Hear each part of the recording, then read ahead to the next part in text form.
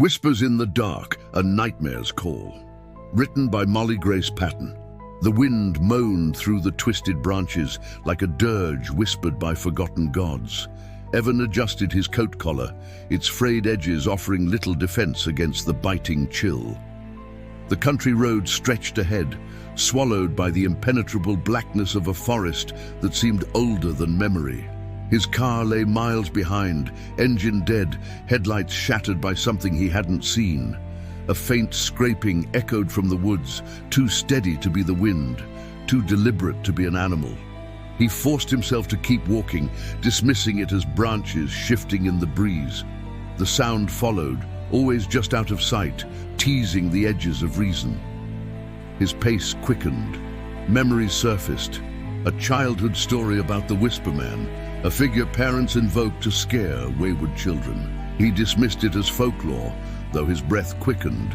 Superstition didn't stalk lonely roads or trail echoing steps through the dark, did it? His flashlight's beam wavered and died.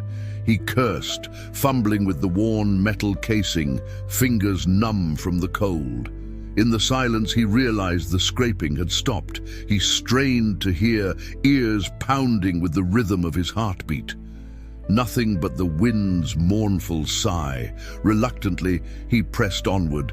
The darkness thickened, becoming a tangible presence. Shadows shifted at the edges of his vision, fleeting and amorphous. He told himself it was exhaustion, but deep inside, something primal whispered otherwise. The woods pressed closer, ancient and watchful. Gnarled roots twisted like skeletal fingers, clawing through the frozen earth. He stumbled over something half buried in the dirt, a child's doll, its eyes hollow and mouth stitched into a frozen scream. He left it behind, unable to shake the feeling it watched him still. A distant light flickered ahead. Salvation, perhaps a farmhouse. He stumbled toward it, driven by desperation.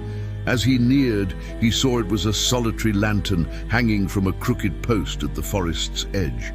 Beneath it lay a weathered sign with a single word carved deep into its surface: "Welcome." Hope warred with unease as he crossed the threshold into the dimly lit clearing. The air felt different here, heavy with unseen intent. He hesitated, but the thought of the thing in the woods urged him forward. A lone cabin stood in the clearing, its windows dark and lifeless. He approached the door, hand trembling as he knocked. No answer. Desperation overrode caution, and he pushed the door open. Inside, the air reeked of damp wood and something metallic. The fireplace held only cold ash, though the room radiated a stifling heat. The walls were lined with faded photographs, faces blurred, their expressions twisted into something far from human. In one photo, a familiar face stared back, his own, distorted and aged, mouth stretched in silent agony. He stumbled back, heart pounding, when a distant creak echoed from the second floor. Against every instinct, he approached the staircase. Each step groaned under his weight, the oppressive air thickening with each ascent. At the landing, a long, dark hallway stretched endlessly, lined with doors that seemed to pulse with malevolent intent.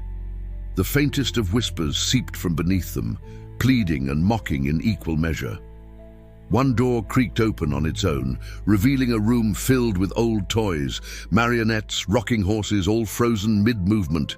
He could swear they were breathing. As he backed away, a child's soft giggle drifted from behind him. He turned sharply, heart pounding, but found only empty darkness. The air constricted around him, thick with silent malice. A voice, hollow and mocking, repeated his name in a slow, sing-song rhythm, like a twisted nursery rhyme. He turned, intent on fleeing, but the door was gone. In its place stood a blank wall of gnarled wood, its surface pulsing like living flesh. Panic clawed at his mind as the lantern outside guttered and died.